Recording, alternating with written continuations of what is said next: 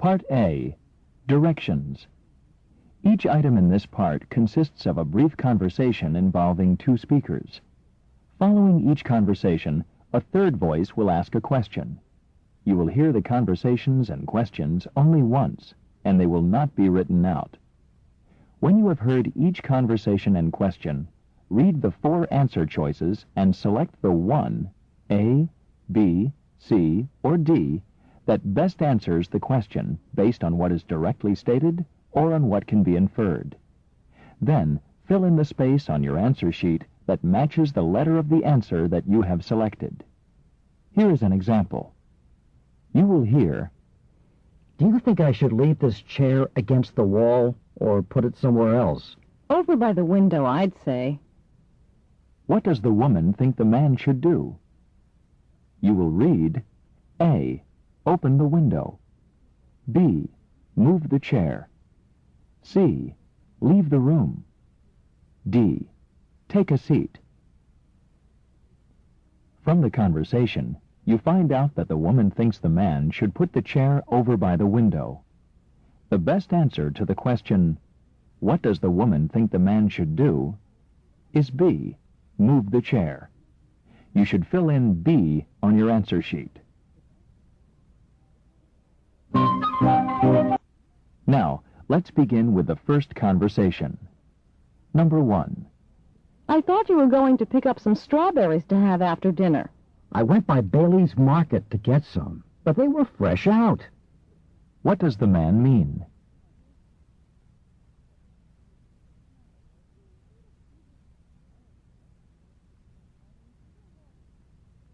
Number 2. "That has to be one of the worst lectures Professor Fowles has ever given." It certainly wasn't up to his usual standards. What do the speakers say about Professor Fowles?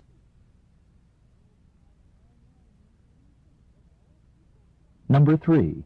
"I hate missing breakfast." Me too. But if we'd stopped for breakfast, we would have missed the appointment. What did the speakers do this morning?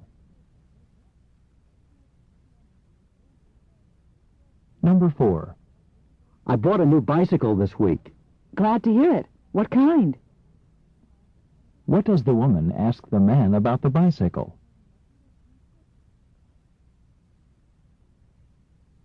Number 5.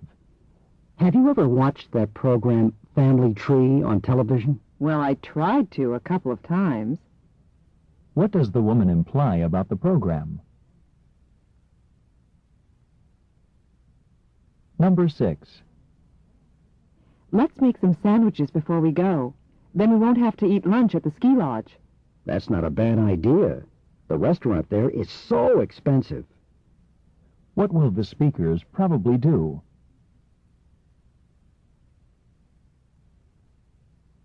Number 7. "I had to miss Dr. Hudson's first class. What was the lecture about?" For one thing, she talked about the differences between planets and stars. What course does Professor Hudson probably teach?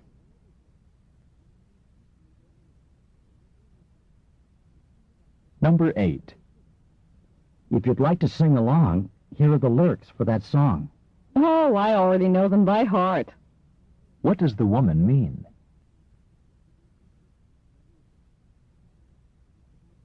Number 9. Excuse me, do you know where the Admiral Hotel is? "I can't say that I do. Why don't you walk over and ask that taxi driver? He should know." What does the man suggest the woman do?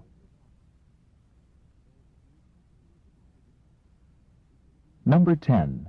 Tim sure got these clean. I'll say, you can hardly tell that there are panes of glass in them. What are the two speakers probably discussing? Number 11. What time is Dean Metzger's reception tonight? 7? "That's tonight?" What had the man not been aware of?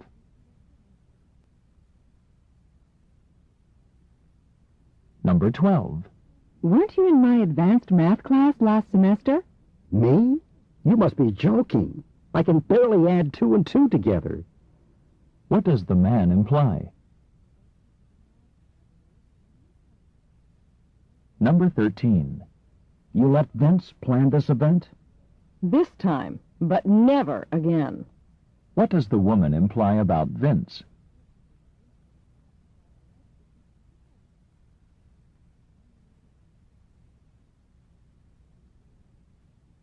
Number 14. What was the matter with Jack last night? I don't know. He was a nervous wreck, though, wasn't he? What do the speakers say about Jack?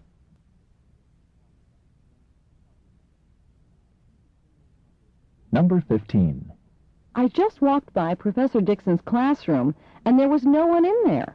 That's because he always takes his class outside when the weather is nice. What can be inferred from this conversation? Number 16. On second thought, I'm going to take statistics instead of computer science. Are you sure this time? What does the man tell the woman? Number 17. What did you think of the opera you saw Saturday night? Frankly, I don't have much to compare it with. What does the man imply?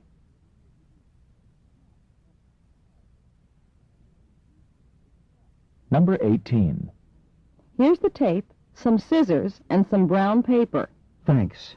Now, I just need to find Richard's address. What is the man probably going to do?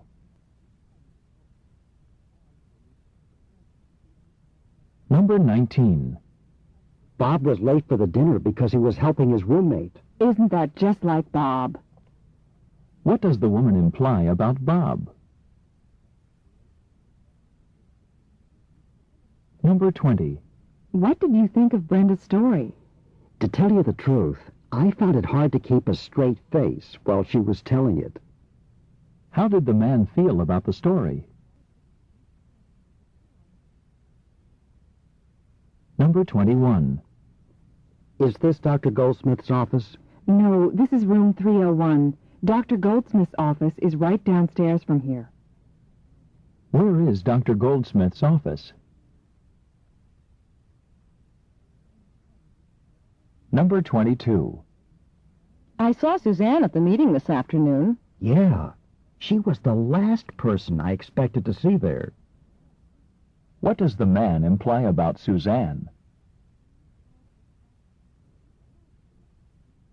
Number 23. Marie's picture was in the newspaper. Oh? What for? What does the woman ask? Number 24. Traffic was so bad on the way to the airport that I almost missed my flight to Boston. I could have told you that it would be. What does the woman mean? Number 25. That seafood restaurant on College Avenue is going to close down after just 2 months. So I heard. Too bad. What does the man mean? Number 26. Here you are, sir. A hamburger and a large drink. Wait a second. That's what you call large? What does the man imply? Number 27. Peter, want to play softball? No, I have to go down to the lumber yard now. I'm building some bookshelves.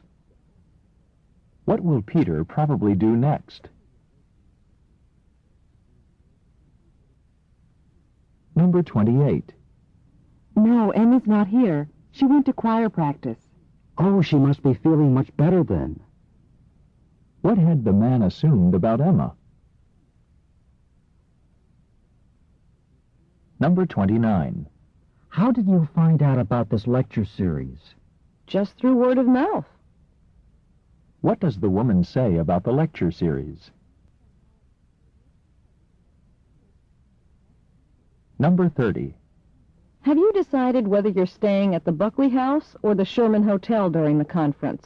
I didn't have to decide. The Buckley was already completely booked.